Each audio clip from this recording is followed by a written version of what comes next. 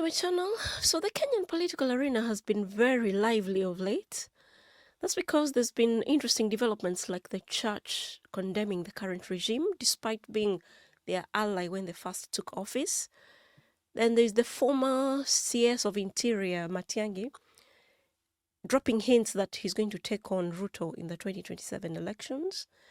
Then there's Busia Senator Okiya Omtatah appointing a task force to check whether his presidential bid is viable.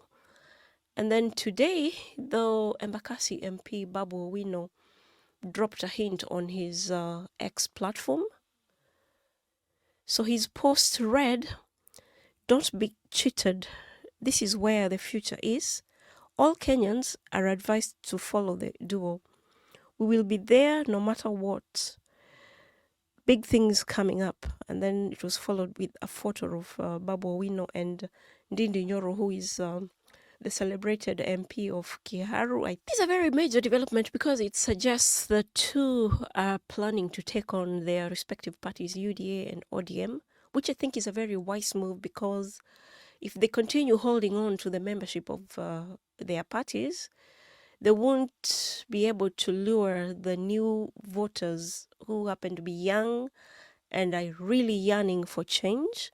A very wise move, especially for Babu Owino, because I think ODM has really been stifling him despite the fact that he's very popular among his constituents.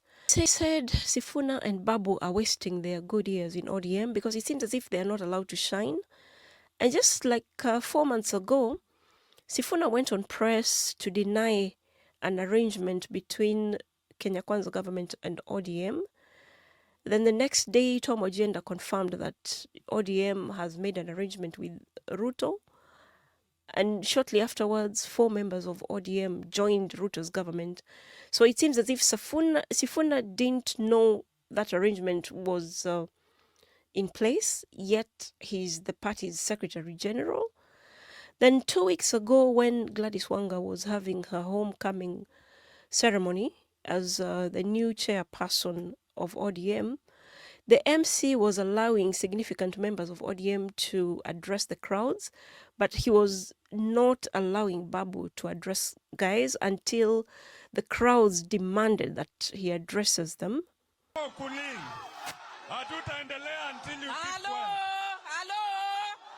let us give Babu aongee.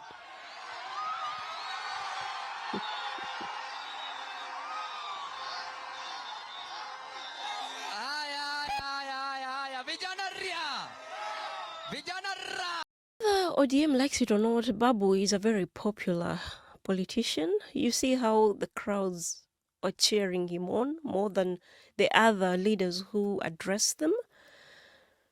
Suspect ODM feel like Babu Owino and Sifuna have no more value to add on to the party, which is why the party is warming up to the new kids on the block like Kasmuel, who decided to join them.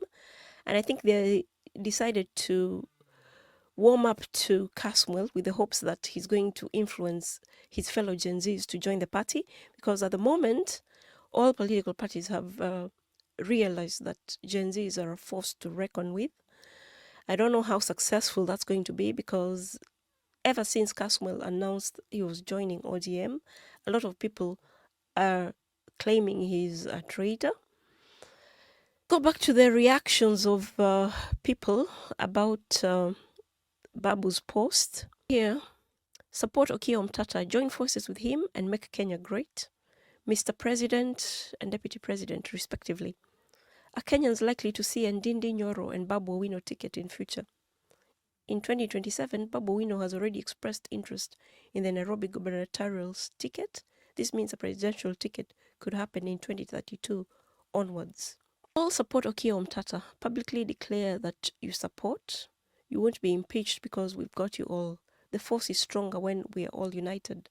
Perfect match. If this is the case, I have no doubt the future is bright. Very nice. And if you don't perform, you avail yourselves for beating. Deal?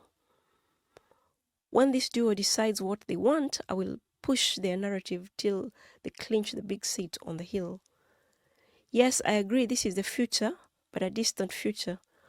once done with Ruto's presidency in 2032. This is a joker. But anyway, he carries on to support them because he says, I will truly support this duo. The only normal leaders, you both look handsome. Don't know whether that means she also politically supports them. Mzee nipe kazi nioshe hii ofisi. Wow, this will be crazy. No one will play with them. Usifanye nikunywe county leo na huwa sikunywi. Mr. President, waiting for this. I now support this. Consider actualizing it soonest. Hii kitu tunachukua early in the morning. I love this. Approved. Our President 2027. Not a bad ticket. Nice step. We will follow you all the way. Ukisema nikanyage left, we all go left. Tuko nyuma yako kiongozi. Situpe hawa kiti ya president. This is where the future is. I agree 100%.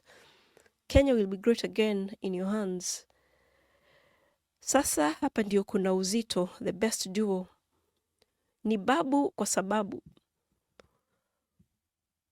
And then I don't know how people forget how evil Ndindi Nyoro is. The guy sided with Ruto to oppress Kenyans. One hater there. Congratulations in advance. This is a duo that will make Kenya great. You have our unconditional support.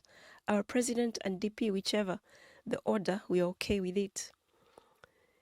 Somebody said there, he walks like a president, talks like a president, sits like a president, looks like a president. He is the future president. He will be president. And trust you, Owada. Best duo. Ndindi doesn't even talk to say where he belongs. Such a coward who could only yap about Kenyatta's. Another hater. It's our time. I had given up on matters voting. But if I see this duo up there, then I must have no reason but vote. You only need to respect Raila and Luos. What does that one mean? Babu always leaves a lasting impression in everything he touches. Kenyans are ready to give him a bigger task because they believe in him. Team winning. Absolutely. This is where the future belongs without a doubt. If proper organization, proper planning, and necessary support is accorded, definitely the future is very luminous. Honorable Babu Owino, this is a solid indication that revolution is loading. If WSR thinks he's recolonized Kenya, he's in for a rude shock. I'm solidly behind you.